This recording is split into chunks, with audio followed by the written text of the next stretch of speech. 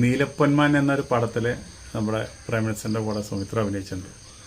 ആ സുമിത്ര നല്ല നല്ല അഴകുള്ളൊരു നടിയാണ്, നല്ല ഭംഗിയുണ്ട്, നല്ല അഭിനയമാണ്, നല്ല വെളുത്ത് സ്വർണ്ണത്തിൻ്റെ നിറമാണ്. അപ്പോൾ ആ നടിക്ക് ഒരു മകളുണ്ട്, നക്ഷത്ര. നക്ഷത്ര സിനിമാ ലോകത്ത് വന്നിട്ട് എന്താണ് ഉണ്ടായത് എന്നാണ് നമ്മൾ നോക്കുന്നത്. ഫേമസ് നടിയുടെ ഫേമസ് മകളാക്കാൻ വേണ്ടിയിട്ട് നക്ഷത്രയെ സിനിമയിൽ അഭിനയിച്ചു.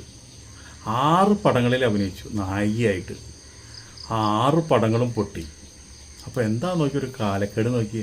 1 അല്ല 2 അല്ല 3 അല്ല 6 പടങ്ങളിലാണ് അഭിനയിച്ചത്. 6 പടങ്ങളും പൊട്ടി. ഇത്രയും വലിയൊരു കലാകാരിയുടെ മകളാണെന്ന് നമ്മളൊന്ന് നോക്കണേ. അപ്പോൾ 2012 ആദ്യമായിട്ടൊരു പടത്തിൽ അഭിനയിച്ചത്, വൈദൂര്യം എന്ന് പറഞ്ഞ ആദ്യ സിനിമ. പിന്നെ കിളി പാടും ഗ്രാമം, അതുപോലെ തന്നെ 2013 ഫോർ ദ സെയിൽ, 2014 തന്നെ മോനായി ആണായി, 2015 വില്ലേജ് ഗേറ്റ്സ്, ഇങ്ങനെ ഒരുപാട് പടങ്ങളിൽ 6 പടങ്ങൾ പൊട്ടിച്ച് കയ്യിൽ കൊടുത്തോടിയിട്ട് ഗ്രാശിയില്ല നടിയാണെന്നുള്ളത് സിനിമാ ലോകത്ത് എല്ലാവരും പറഞ്ഞു. പിന്നെ ഒരു പടം കിട്ടിയതുമില്ല. അപ്പോൾ എന്തുണ്ടായി, അമ്മയോട് വന്ന് പറഞ്ഞു, അമ്മേ ഇനി ഞാൻ കൂടുതൽ സാഹസത്തിന് നിൽക്കുന്നില്ല, ഞാൻ ഈ സിനിമാ ലോകം വിടണം എന്ന് പറഞ്ഞുകൊണ്ട് സിനിമാ ലോകം വിട്ടു. പിന്നെ ഒരിക്കലും നക്ഷത്ര സിനിമയിലേക്ക് തിരിച്ചു വന്നിട്ടില്ല. അങ്ങനെ വിവാഹമൊക്കെ കഴിച്ച് ഇപ്പോൾ നമ്മുടെ ഫോറിലാന്ന് തോന്നുന്നുണ്ട്, അവിടെ താമസിക്കുന്നു, കുട്ടികളൊക്കെ ആയിട്ട്. അപ്പോൾ ഇനി സിനിമാ ലോകത്തിലേക്ക് വന്ന നമ്മുടെ സുമിത്രയുടെ മകളുടെ ഗതി കണ്ടില്ലേ നമ്മൾ, അതുപോലെ അല്ല നമ്മുടെ സുമിത്ര നീലപ്പൊന്മാൻ എന്ന് പറഞ്ഞ പടത്തിൽ അഭിനയിച്ച് ഒരു മലയാളിയാണ്. ശരിക്കും പറഞ്ഞാൽ തൃശ്ശൂർക്കാരിയാണ് സുമിത്ര. അങ്ങനെ നിർമാല്യം എന്നൊരു പടത്തിൽ അഭിനയിച്ചിട്ട് സുമിത്രയ്ക്ക് അതിൽ അവാർഡൊക്കെ കിട്ടിയിട്ടുണ്ട്. വലിയ പടമാണ് അത്. പിന്നെ കമൽ, രജനി, അതുപോലെ തന്നെ തമിഴ്, തെലുങ്ക്, മലയാളം, ഇങ്ങനെ ഒരുപാട് പടങ്ങൾ ഭാഷകൾ അഭിനയിച്ചിട്ട് കഴിവ് തെളിയിച്ചൊരു നടിയാണ്. പിന്നെ കന്നഡ സംവിധായകനാണ് ഭർത്താവ്.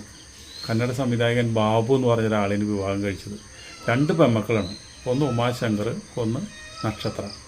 2 പേരും സിനിമയിൽ ചെറിയൊരു പരീക്ഷണമൊക്കെ മറ്റതും ഉമാശങ്കറും നോക്കി, അതും രക്ഷ കിട്ടിയില്ല. പക്ഷേ കൂടുതൽ പടങ്ങളിൽ അഭിനയിച്ചത് നക്ഷത്രയ്ക്കും രക്ഷ കിട്ടിയില്ല. നമ്മുടെ മലയാളത്തിൽ വന്നിട്ട് സുമിത്ര വന്നിട്ട് നല്ല പേരും നല്ല പ്രശസ്തിയൊക്കെ ഉണ്ടാകുന്ന ഒരു ചീത്തപ്പേരൊന്നും കേൾപ്പിക്കാത്ത ഒരു നടിയാണ്.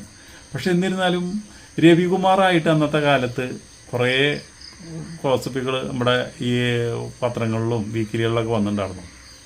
അവർ തമ്മിൽ പ്രേമാണെന്നും അവനെ കല്യാണം കഴിക്കാൻ പോകാമെന്നും, എന്താ വെച്ചിട്ടുണ്ടെങ്കിൽ 2 സുന്ദരികൾ അവർ ഒരുമിച്ച് കുറേ പടങ്ങളിൽ അഭിനയിക്കുകയും ചെയ്തിട്ടുണ്ട്.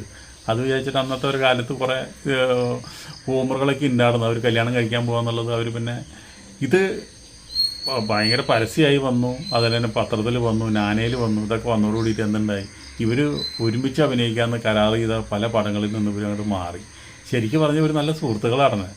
അതിനെ തെറ്റായി വ്യാഖ്യാനിച്ച് പത്രക്കാർക്ക് പത്രം വിൽക്കാൻ വേണ്ടി ചെയ്തുള്ള ഒരു പരിപാടിയാണ്.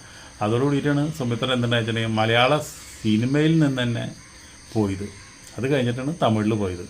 തമിഴിൽ പോയപ്പോൾ തമിഴിൽ മാത്രമായി ഒതുങ്ങി നിന്നില്ല, തമിഴ് പോയി, അതുപോലെ തന്നെ തെലുങ്കിൽ വന്നു, കന്നഡത്തിൽ അഭിനയിച്ചു, അങ്ങനെ അങ്ങോട്ട് പോയി. പിന്നെ സുമിത്ര എന്ന് പറഞ്ഞ നടി മലയാളത്തിൽ വന്നില്ല. ഇതിന് കാരണം ഈ പത്രക്കാരില്ലാത്ത ഒരു കഥ മെനഞ്ഞെടുത്തുണ്ടാക്കിയതാണ് അവർ.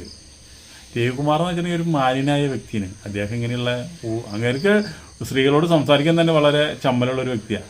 അപ്പോൾ അങ്ങനെയുള്ള ഒരാൾ സുമിത്രയായിട്ട് പ്രേമത്തിലാണ്, അവിഹിത ബന്ധമാണെന്നൊക്കെ പറഞ്ഞുണ്ടാക്കി കഴിഞ്ഞാൽ പിന്നെ എന്താ ചെയ്യാൻ നടിമാർ?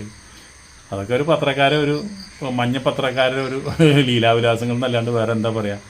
അപ്പോൾ സുമിത്രയുടെ മകൾ സിനിമയിൽ വന്നിട്ട് രക്ഷപ്പെടാൻ പറ്റിയില്ല. അതുപോലെ തന്നെ സുമിത്രയ്ക്ക് മലയാളത്തിൽ വന്നിട്ട് നല്ല പടങ്ങൾ കിട്ടി. ഇന്നത്തെ നടികൾക്ക് കിട്ടാത്ത പോലെയുള്ള ഹൈപ്പ് കിട്ടി. പക്ഷേ ആ ഹൈപ്പ് നിലനിർത്തി കൊണ്ടുപോകാനായിട്ട് മലയാളത്തിൽ സാധിച്ചില്ല.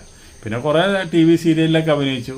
എന്നിരുന്നാലും ഇപ്പോഴും തമിഴ് പടങ്ങളിൽ അമ്മയായിട്ടും ചേച്ചിയായിട്ടൊക്കെ അഭിനയിച്ചു കൊണ്ടിരിക്കുന്നു. ഇപ്പോഴും മലയാളത്തിലേക്ക് വരുന്നില്ല. അത് മലയാളത്തിൻ്റെ നഷ്ടം. മലയാളത്തിൻ്റെ നഷ്ടം എന്ന് മാത്രമല്ല, മലയാളത്തിലാണ് ഇല്ലാ കഥകൾ ഉണ്ടാക്കുന്ന ഒരു മലയാള ഫീൽഡായി മാറി. അതുകൊണ്ടായിരിക്കാം.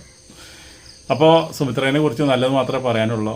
നമ്മുടെ മനസ്സിൽ ഇപ്പോഴും കിളിർത്ത് നിൽക്കുന്ന ഒരു സുന്ദരി.